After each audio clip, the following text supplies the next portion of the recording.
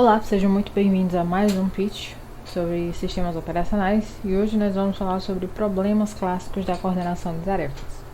Este trabalho foi elaborado pelas alunas de graduação Ianca Ribeiro, eu, e Paloma Lacerda. Aqui está um pequeno sumário com algumas situações de coordenação entre tarefas que ocorrem com muita frequência na programação de sistemas complexos, tá? E esses são alguns dos problemas clássicos que retratam muitas dessas situações, e eles vão nos permitir compreender como podem ser implementadas as suas soluções, certo? Então aqui a gente vai falar sobre o problema dos produtores e consumidores, o problema dos leitores e escritores, o jantar dos selvagens e o jantar dos filósofos. Começando com o problema dos produtores e consumidores, que também é conhecido como o problema do buffer ilimitado, ele consiste em coordenar o acesso às tarefas, acesso de tarefas, processos ou threads, a um buffer compartilhado com capacidade de armazenamento limitada a N itens, por isso o nome alternativo buffer limitado. E aí esse buffer ele pode ser inteiros, registros, mensagens e etc. Os processos com comportamentos cíclicos e simétricos eles podem ser classificados como produtores, ou seja, eles vão produzir e depositar um item nesse buffer.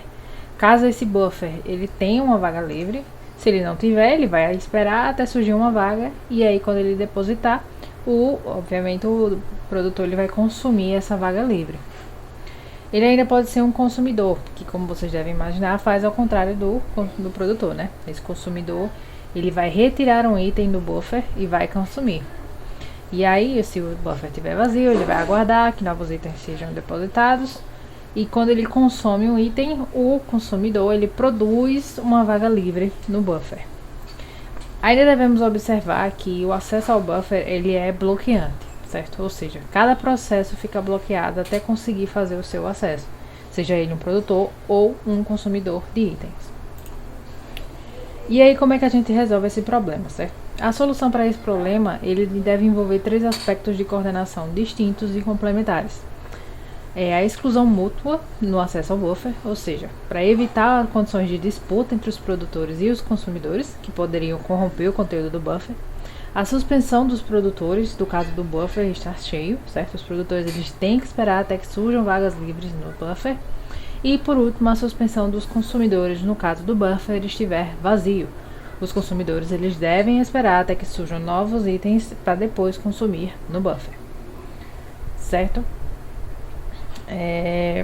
Aqui tem duas opções, certo? Usando semáforos ou usando condições de variáveis de condições.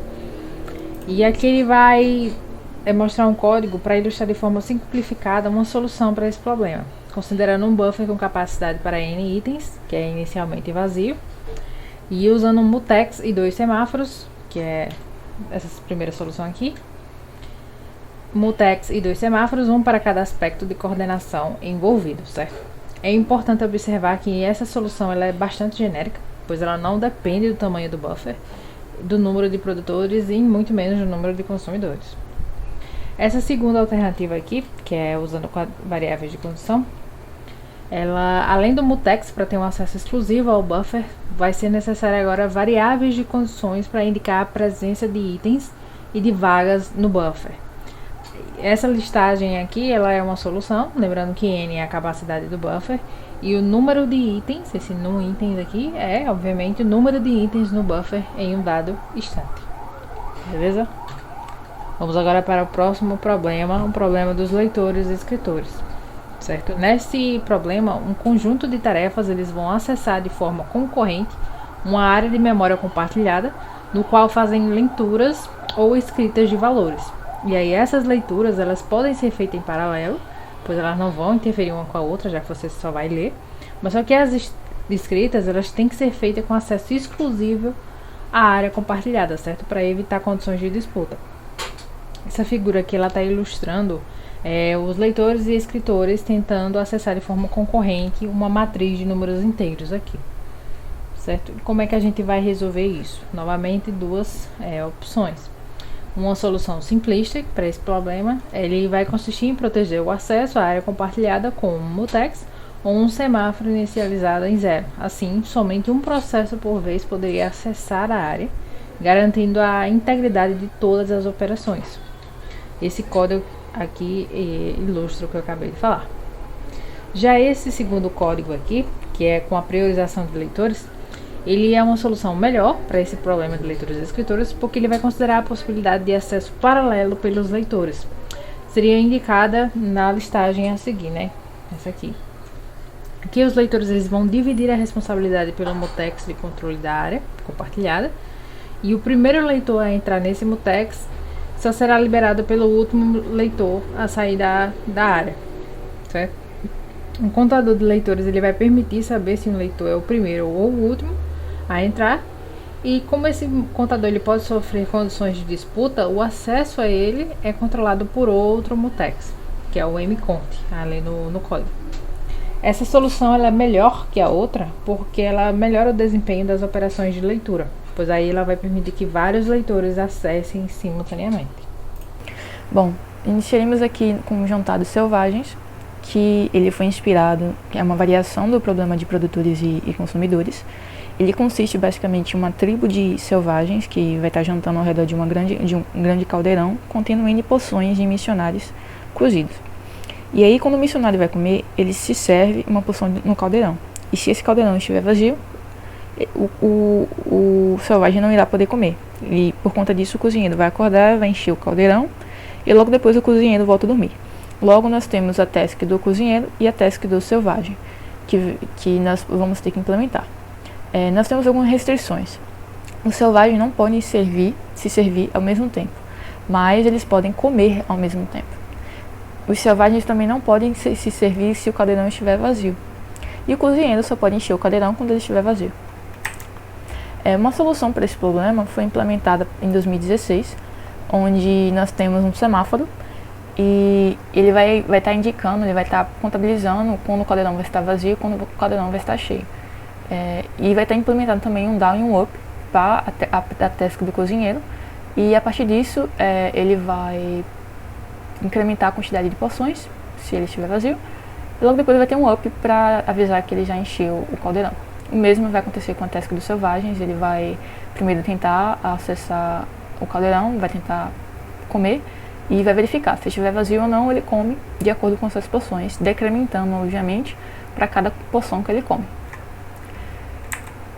Temos também o problema do jantar dos filósofos, que é um dos problemas mais conhecidos, que foi proposto por Dijkstra.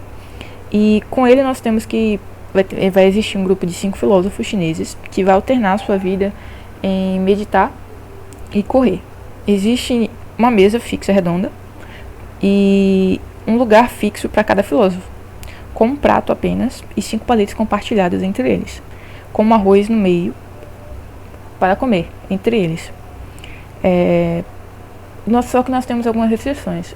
Se nós temos vizinhos, os vizinhos não podem dividir o mesmo palito. Logo, nós temos que implementar de uma forma que os vizinhos não comam ao mesmo tempo. E eles também não podem ver o status um dos outros, nem conversar entre si, né? A implementação desse problema seria mais ou menos essa aqui, onde nós teremos um semáforo e todas as ações possíveis do filósofo, ou seja, meditar, pegar o palito à esquerda e logo depois pegar o palito à direita. Nós temos essa ordem também. A solução para esse problema mais eficiente é você implementar um saleiro no meio da mesa, e a partir disso, só quem poderá pegar o palito vai ser a pessoa que pegar o saleiro.